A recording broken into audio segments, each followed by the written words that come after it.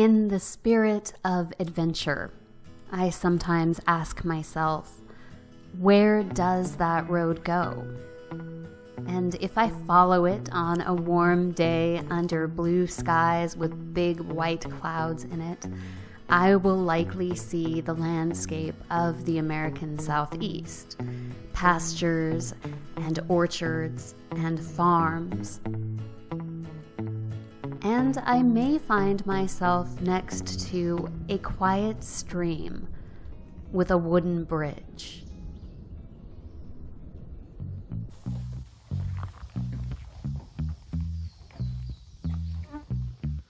Whew, it's nice and cool in here. There's a very distinct smell of, I think it's creosote.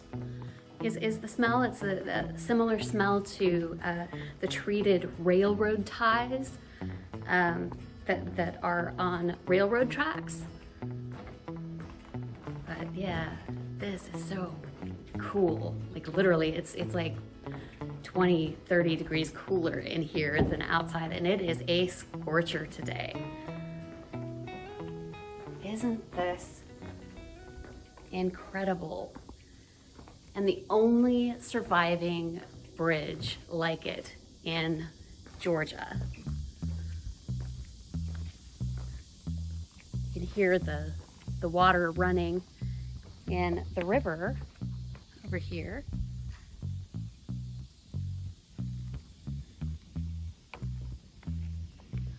Surrounded by a lot of foliage and bamboo. That's the word I'm looking for.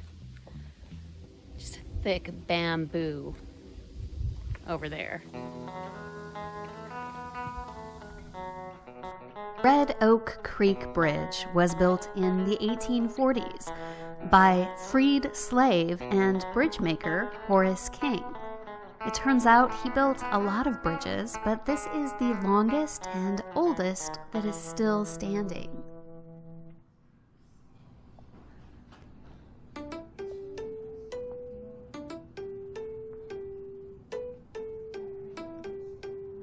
Following that road can often lead to things that are unexpected and strange, like a diorama of taxidermied animals in Banning Mills.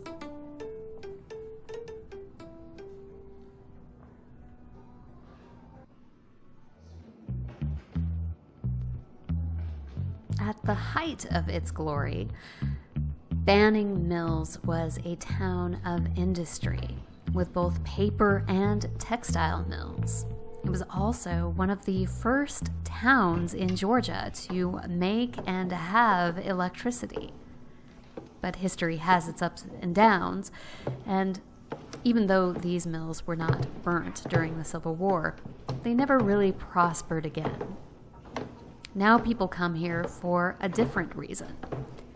To stay at the inn, or enjoy the trails, or to zip line. This view from above the treetops is in Snake Creek Canyon. This beautiful area was once home to the Creek and Cherokee nations.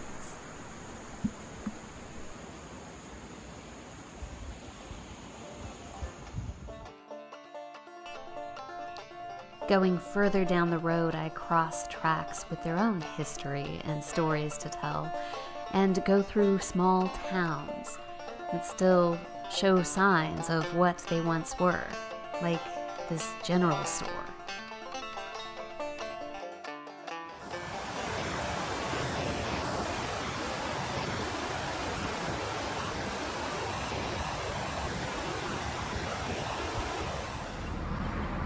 In every martini, there's an unsung ingredient, the delicious pimento.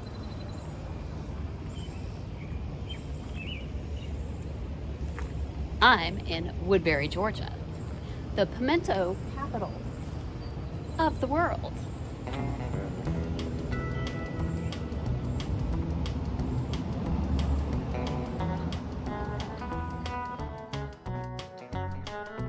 Meanwhile, way down yonder on the Chattahoochee, where it gets hotter than hot, I explore this replica house built in the dog trot style.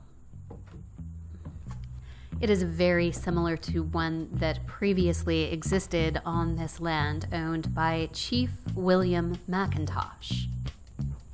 His father was of Scottish descent and his mother was a Creek Indian. Being well connected in both worlds, in the early 1800s he was often involved in negotiations between the state, the U.S. government, and the Creek Nation. His general support of the U.S. to obtain lands and remove natives from those lands undoubtedly lent to his ultimate demise in 1825.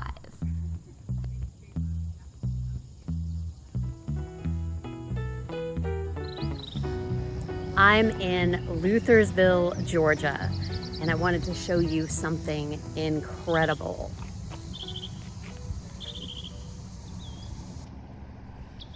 This plant stands about 20 feet tall, and even though it looks like something from a prehistoric landscape, it was planted 37 years ago by a local resident. It's commonly referred to as a century plant, and it will only bloom once in its lifetime. And this is it. And I got to see it. It isn't native to this region, but neither am I. Perhaps that's why I find the history and the landscape so fascinating here. But with my curiosity satisfied, for now, I head back home over roads that are no longer unfamiliar to me. And I thank you so much for joining me.